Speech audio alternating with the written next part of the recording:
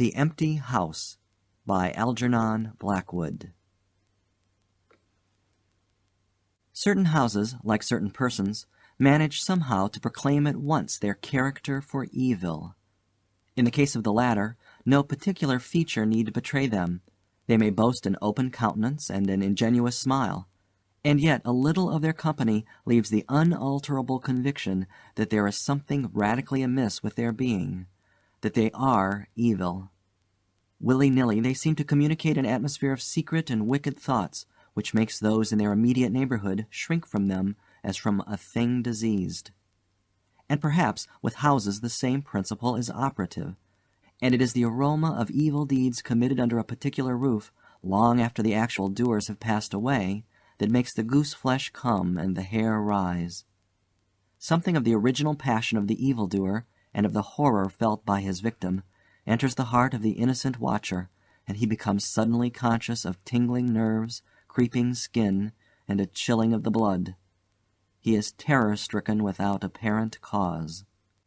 There was manifestly nothing in the external appearance of this particular house to bear out the tales of the horror that was said to reign within. It was neither lonely nor unkempt. It stood crowded into a corner of the square, and looked exactly like the other houses on either side of it. It had the same number of windows as its neighbors, the same balcony overlooking the gardens, the same white steps leading up to the heavy black front door, and in the rear there was the same narrow strip of green, with neat box borders running up to the wall that divided it from the backs of the adjoining houses.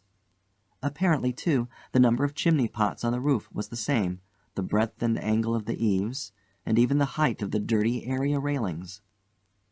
And yet this house in the square, that seemed precisely similar to its 50 ugly neighbors, was as a matter of fact entirely different, horribly different. Wherein lay this marked invisible difference is impossible to say. It cannot be ascribed wholly to the imagination, because persons who had spent some time in the house, knowing nothing of the facts, had declared positively that certain rooms were so disagreeable that they would rather die than enter them again, and that the atmosphere of the whole house produced in them symptoms of a genuine terror, while the series of innocent tenants who had tried to live in it and been forced to decamp at the shortest possible notice was indeed little less than a scandal in the town. When Shorthouse arrived to pay a week-end visit to his Aunt Julia in her little house on the sea-front at the other end of the town, he found her charged to the brim with mystery and excitement. He had only received her telegram that morning, and he had come anticipating boredom, but the moment he touched her hand and kissed her apple-skin wrinkled cheek, he caught the first wave of her electric condition. The impression deepened when he learned that there were to be no other visitors, and that he had been telegraphed for with a very special object. Something was in the wind, and the something would doubtless bear fruit, for this elderly spinster aunt, with a mania for psychical research, had brains as well as will-power, and by hook or by crook she usually managed to accomplish her ends. The revelation was made soon after tea, when she sidled close up to him as they paced slowly along the sea-front in the dusk. "I've got the keys," she announced in a delighted yet half-awesome voice. "Got them till Monday." "The keys of the bathing machine, or?" he asked innocently, looking from the sea to the town. Nothing brought her so quickly to the point as feigning stupidity. "Neither," she whispered. "I've got the keys of the haunted house in the square, and I'm going there tonight." Shorthouse was conscious of the slightest possible tremor down his back. He dropped his teasing tone. Something in her voice and manner thrilled him. She was in earnest. "But you can't go alone," he began. "That's why I wired for you," she said with decision. He turned to look at her. The ugly, lined, enigmatical face was alive with excitement. There was the glow of genuine enthusiasm round it like a halo. The eyes shone. He caught another wave of her excitement, and a second tremor, more marked than the first, accompanied it. "Thanks, Aunt Julia," he said politely. "Thanks awfully." "I should not dare to go quite alone," she went on, raising her voice, "but with you I should enjoy it immensely. You're afraid of nothing, I know." "Thanks so much," he began again. Is anything likely to happen?" "A great deal has happened," she whispered, "though it's been most cleverly hushed up. 3 tenants have come and gone in the last few months, and the house is said to be empty for good now." In spite of himself, Shorthouse became interested. His aunt was so very much in earnest. "The house is very old indeed," she went on, "and the story, an unpleasant one, dates a long way back. It has to do with a murder committed by a jealous stableman who had some affair with a servant in the house. One night he managed to secrete himself in the cellar, and when everyone was asleep, he crept upstairs to the servants' quarters, chased the girl down to the next landing, and before anyone could come to the rescue, threw her bodily over the banisters into the hall below."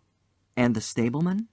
"Was caught, I believe, and hanged for murder, but it all happened a century ago, and I've not been able to get more details of the story." Shorthouse now felt his interest thoroughly aroused, but though he was not particularly nervous for himself, he hesitated a little on his aunt's account. "On one condition," he said at length. "Nothing will prevent my going," she said firmly, "but I may as well hear your condition." "That you guarantee your power of self-control if anything really horrible happens. I mean, that you are sure you won't get too frightened." "Jim," she said scornfully, "I'm not young, I know, nor are my nerves, but with you I should be afraid of nothing in the world." This, of course, settled it, for Shorthouse had no pretensions to being other than a very ordinary young man, and an appeal to his vanity was irresistible. He agreed to go. Instinctively, by a sort of subconscious preparation, he kept himself and his forces well in hand the whole evening, compelling an accumulative reserve of control by that nameless inward process of gradually putting all the emotions away and turning the key upon them, a process difficult to describe, but wonderfully effective, as all men who have lived through severe trials of the inner man well understand. Later it stood him in good stead. But it was not until 10:30, when they stood in the hall, well in the glare of friendly lamps, and still surrounded by comforting human influences, that he had to make the first call upon this store of collected strength. For, once the door was closed, and he saw the deserted, silent street stretching away white in the moonlight before them, it came to him clearly that the real test that night would be in dealing with 2 fears instead of 1. He would have to carry his aunt's fear as well as his own, and as he glanced down at her sphinx-like countenance, and realized that it might assume no pleasant aspect in a rush of real terror, he felt satisfied with only one thing in the whole adventure, that he had confidence in his own will and power to stand against any shock that might come. Slowly they walked along the empty streets of the town. A bright autumn moon silvered the roofs, casting deep shadows. There was no breath of wind, and the trees in the formal gardens by the seafront watched them silently as they passed along. To his aunt's occasional remarks Shorthouse made no reply, realizing that she was simply surrounding herself with mental buffers, saying ordinary things to prevent herself thinking of extraordinary things. Few windows showed lights, and from scarcely a single chimney came smoke or sparks. Shorthouse had already begun to notice everything, even the smallest details. Presently they stopped at the street corner and looked up at the name on the side of the house full in the moonlight, and with one accord, but without remark, turned into the square and crossed over to the side of it that lay in shadow. "The number of the house is 13, whispered a voice at his side, and neither of them made the obvious reference, but passed across the broad sheet of moonlight and began to march up the pavement in silence. It was about halfway up the square that Shorthouse felt an arm slipped quietly but significantly into his own, and knew that their adventure had begun in earnest, and that his companion was already yielding imperceptibly to the influences against them. She needed support. A few minutes later they stopped before a tall, narrow house that rose before them into the night, ugly in shape and painted a dingy white. Shutterless windows without blinds stared down upon them, shining here and there in the moonlight. There were weather streaks in the wall and cracks in the paint, and the balcony bulged out from the first floor a little unnaturally. But beyond this generally forlorn appearance of an unoccupied house, there was nothing at first sight to single out this particular mansion for the evil character it had most certainly acquired. Taking a look over their shoulders to make sure they had not been followed, they went boldly up the steps and stood against the huge black door that fronted them forbiddingly. But the first wave of nervousness was now upon them, and Shorthouse fumbled a long time with the key before he could fit it into the lock at all. For a moment, if truth were told, they both hoped it would not open, for they were a prey to various unpleasant emotions as they stood there on the threshold of their ghostly adventure. Shorthouse, shuffling with the key and hampered by the steady weight on his arm, certainly felt the solemnity of the moment. It was as if the whole world, for all experience seemed at that instant concentrated in his own consciousness, were listening to the grating noise of that key. A stray puff of wind wandering down the empty street woke a momentary rustling in the trees behind them, but otherwise this rattling of the key was the only sound audible. And at last it turned in the lock, and the heavy door swung open and revealed a yawning gulf of darkness beyond. With a last glance at the moonlit square, they passed quickly in, and the door slammed behind them with a roar that echoed prodigiously through empty halls and passages. But instantly, with the echoes, another sound made itself heard, and Aunt Julia leaned suddenly so heavily upon him that he had to take a step backwards to save himself from falling. A man had coughed close beside them, so close that it seemed they must have been actually by his side in the darkness. With the possibility of practical jokes in mind, Shorthouse at once swung his heavy stick in the direction of the sound, but it met nothing more solid than air. He heard his aunt give a little gasp beside him. "There's someone here," she whispered. "I heard him." "Be quiet," he said sternly. "It was nothing but the noise of the front door." "Oh, get a light, quick," she added, as her nephew, fumbling with a box of matches, opened it upside down and let them all fall with a rattle onto the stone floor. The sound, however, was not repeated, and there was no evidence of retreating footsteps. In another minute they had a candle burning, using an empty end of a cigar case as a holder, and when the first flare had died down, he held the impromptu lamp aloft and surveyed the scene. And it was dreary enough in all conscience, for there is nothing more desolate in all the abodes of men than an unfurnished house dimly lit, silent, and forsaken, and yet tenanted by rumor with the memories of evil and violent histories. They were standing in a wide hallway. On their left was the open door of a spacious dining room, and in front the hall ran, ever narrowing into a long, dark passage that led apparently to the top of the kitchen stairs. The broad, uncarpeted staircase rose in a sweep before them, everywhere draped in shadows, except for a single spot about halfway up, where the moonlight came in through the window and fell on a bright patch on the boards. This shaft of light shed a faint radiance above and below it, lending to the objects within its reach a misty outline that was infinitely more suggestive and ghostly than complete darkness. Filtered moonlight always seems to paint faces on the surrounding gloom, and as Shorthouse peered up into the well of darkness and thought of the countless empty rooms and passages in the upper part of the old house, he caught himself longing again for the safety of the moonlit square, or the cozy, bright drawing-room they had left an hour before. Then, realizing that these thoughts were dangerous, he thrust them away again and summoned all his energy for concentration on the present. "Aunt Julia," he said aloud, severely, "we must now go through the house from top to bottom and make a thorough search." The echoes of his voice died away slowly all over the building, and in the intense silence that followed he turned to look at her.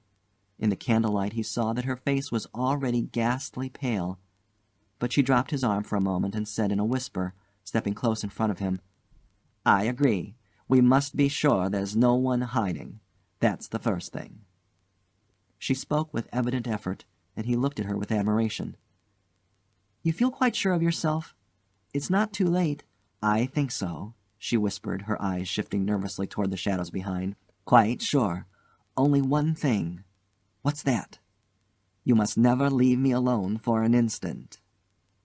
"As long as you understand that any sound or appearance must be investigated at once, for to hesitate means to admit fear. That is fatal." "Agreed," she said a little shakily, after a moment's hesitation. "I'll try." Arm in arm, Shorthouse holding the dripping candle and the stick, while his aunt carried the cloak over her shoulders, figures of utter comedy to all but themselves, they began a systematic search. Stealthily, walking on tiptoe and shading the candle lest it should betray their presence through the shutterless windows, they went first into the big dining room. There was not a stick of furniture to be seen. Bare walls, ugly mantelpieces, and empty grates stared at them.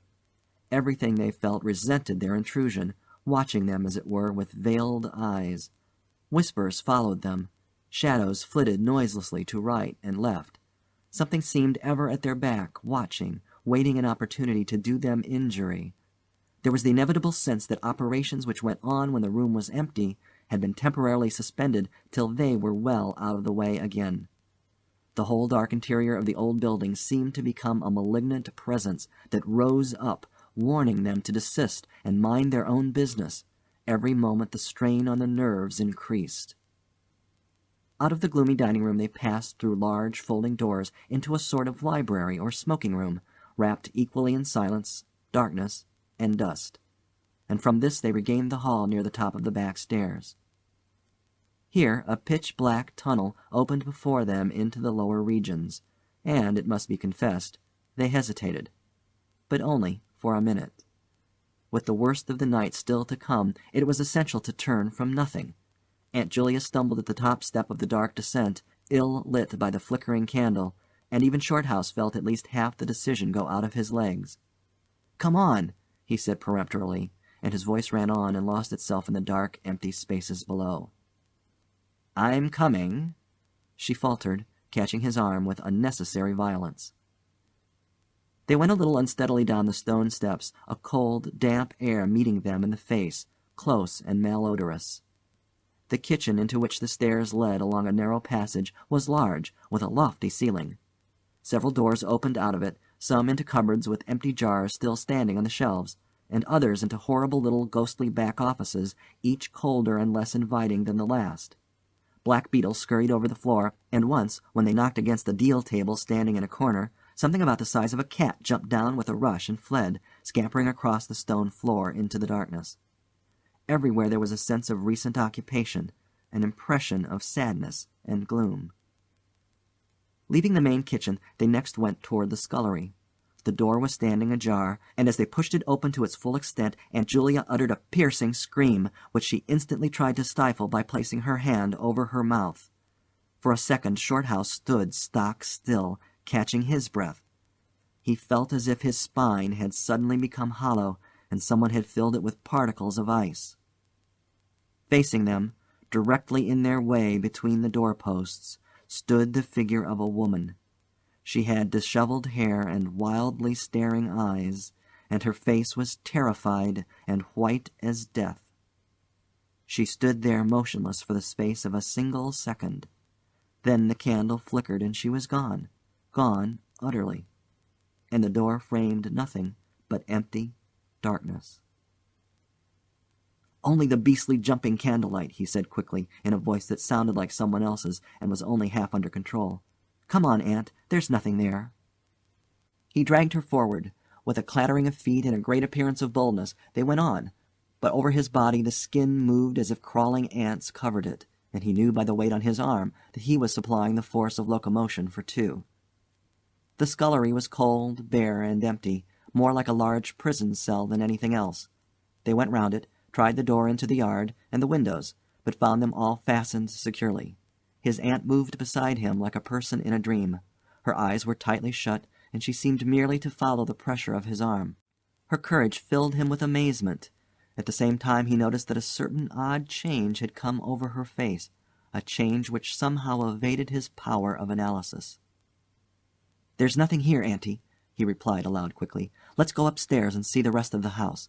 Then we'll choose a room to wait up in." She followed him obediently, keeping close to his side, and they locked the kitchen door behind them. It was a relief to get up again. In the hall there was more light than before, for the moon had traveled a little further down the stairs. Cautiously they began to go up into the dark vault of the upper house, the boards creaking under their weight. On the first floor they found the large double drawing rooms, a search of which revealed nothing. Here also was no sign of furniture or recent occupancy, nothing but dust and neglect and shadows. They opened the big folding doors between front and back drawing rooms, and then came out again to the landing and went on upstairs.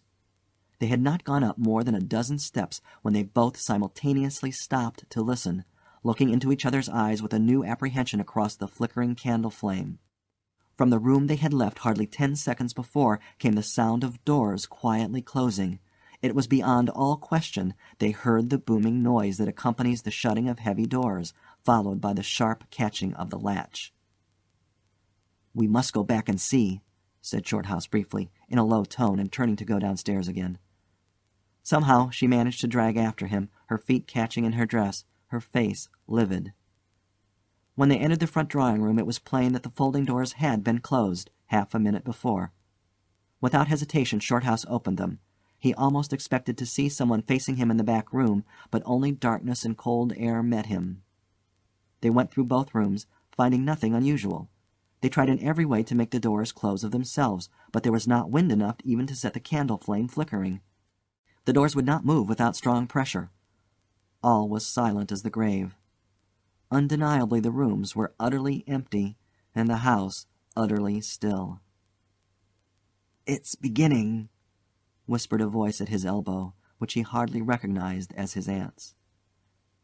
He nodded acquiescence, taking out his watch to note the time. It was 15 minutes before midnight. He made the entry of exactly what had occurred in his notebook, setting the candle in its case upon the floor in order to do so. It took a moment or two to balance it safely against the wall. Aunt Julia always declared that at this moment she was not actually watching him, but had turned her head towards the inner room, where she fancied she heard something moving. But at any rate both positively agreed that there came a sound of rushing feet, heavy and very swift, and the next instant the candle was out. But to Shorthouse himself had come more than this, and he has always thanked his fortunate stars that it came to him alone, and not to his aunt, too. For, as he rose from the stooping position of balancing the candle, and before it was actually extinguished, a face thrust itself forward so close to his own that he could almost have touched it with his lips. It was a face working with passion, a man's face, dark, with thick features, and angry, savage eyes. It belonged to a common man, and it was evil in its ordinary normal expression, no doubt, but as he saw it, alive with intense, aggressive emotion, it was a malignant and terrible human countenance. There was no movement of the air, nothing but the sound of rushing feet, stockinged or muffled feet, the apparition of the face, and the almost simultaneous extinguishing of the candle. In spite of himself, Shorthouse uttered a little cry, nearly losing his balance as his aunt clung to him with her whole weight in one moment of real, uncontrollable terror. She made no sound, but simply seized him bodily. Fortunately, however, she had seen nothing, but had only heard the rushing feet, for her control returned almost at once, and he was able to disentangle himself and strike a match. The shadows ran away on all sides before the glare, and his aunt stooped down and groped for the cigar case with the precious candle. Then they discovered that the candle had not been blown out at all. It had been crushed out. The wick was pressed down into the wax, which was flattened as if by some smooth, heavy instrument. How his companion so quickly overcame her terror, Shorthouse never properly understood. But his admiration for her self-control increased tenfold, and at the same time served to feed his own dying flame, for which he was undeniably grateful. Equally inexplicable to him was the evidence of physical force they had just witnessed.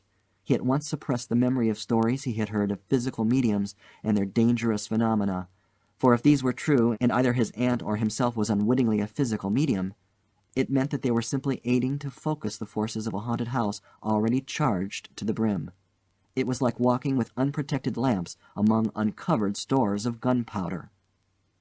So, with as little reflection as possible, he simply relit the candle and went up to the next floor.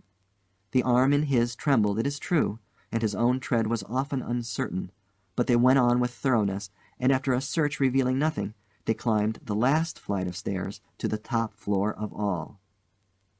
Here they found a perfect nest of small servants' rooms, with broken pieces of furniture, dirty cane-bottomed chairs, chests of drawers, cracked mirrors, and decrepit bedsteads. The rooms had low sloping ceilings already hung here and there with cobwebs, small windows, and badly plastered walls, a depressing and dismal region which they were glad to leave behind. It was on the stroke of midnight when they entered a small room on the third floor, close to the top of the stairs, and arranged to make themselves comfortable for the remainder of their adventure. It was absolutely bare, and was said to be the room, then used as a clothes closet, into which the infuriated groom had chased his victim and finally caught her. Outside, across the narrow landing, began the stairs leading up to the floor above, and the servants' quarters where they had just searched. In spite of the chilliness of the night, there was something in the air of this room that cried for an open window. But there was more than this. Shorthouse could only describe it by saying that he felt less master of himself here than in any other part of the house. There was something that acted directly on the nerves, tiring the resolution, enfeebling the will. He was conscious of this result before he had been in the room 5 minutes, and it was in the short time they stayed there that he suffered the wholesale depletion of his vital forces, which was for himself the chief horror of the whole experience. They put the candle on the floor of the cupboard, leaving the door a few inches ajar, so that there was no glare to confuse the eyes, and no shadow to shift about on walls and ceiling. Then they spread the cloak on the floor and sat down to wait, with their backs against the wall. Shorthouse was within 2 feet of the door onto the landing. His position commanded a good view of the main staircase leading down into the darkness, and also of the beginning of the servants' stairs going to the floor above. The heavy stick lay beside him, within easy reach. The moon was now high above the house. Through the open window they could see the comforting stars like friendly eyes watching in the sky. One by one the clocks of the town struck midnight, and when the sounds died away the deep silence of a windless night fell again over everything.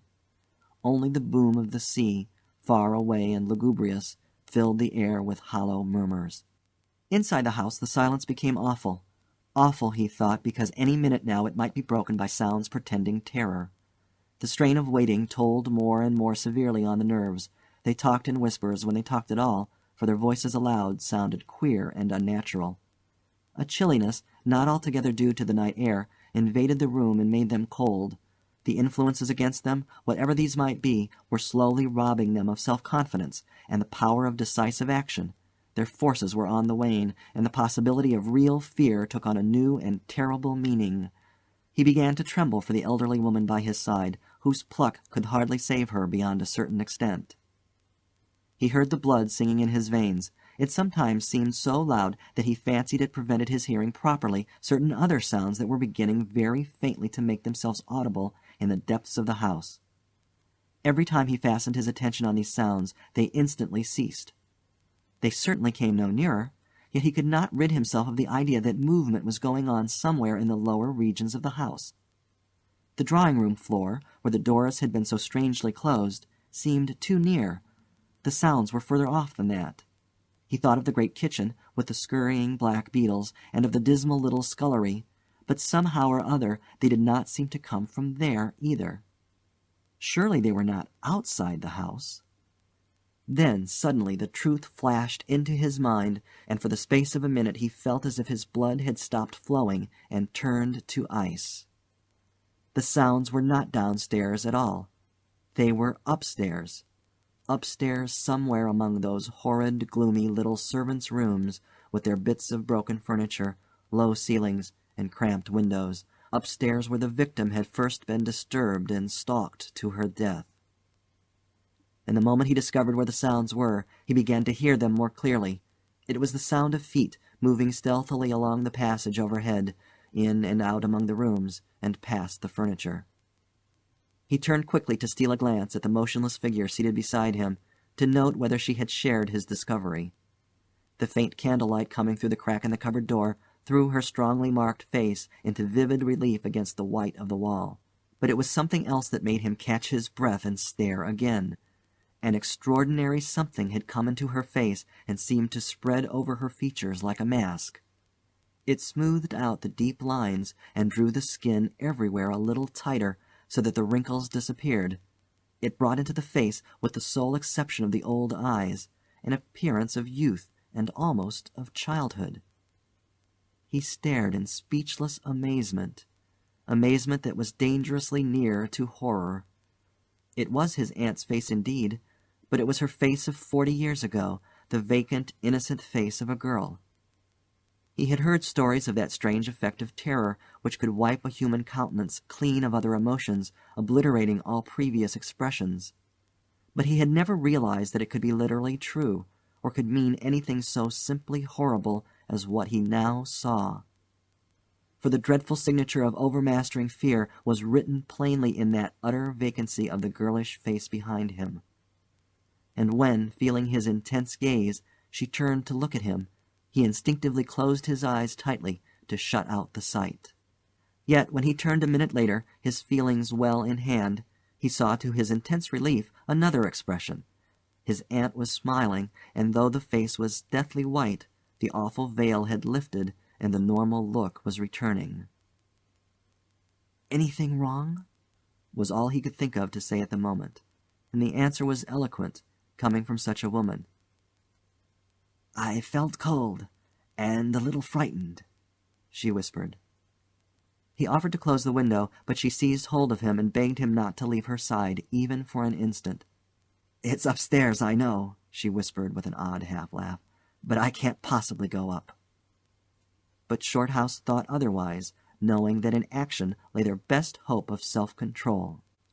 He took the brandy flask and poured out a glass of neat spirit, stiff enough to help anybody over anything.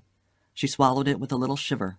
His only idea now was to get out of the house before her collapse became inevitable, but this could not safely be done by turning tail and running from the enemy. Inaction was no longer possible. Every minute he was growing less master of himself, and desperate aggressive measures were imperative without further delay. Moreover, the action must be taken towards the enemy, not away from it. The climax, if necessary and unavoidable, would have to be faced boldly. He could do it now, but in 10 minutes he might not have the force left to act for himself, much less for both. Upstairs the sounds were meanwhile becoming louder and closer, accompanied by occasional creaking of the boards. Someone was moving stealthily about, stumbling now and then awkwardly against the furniture.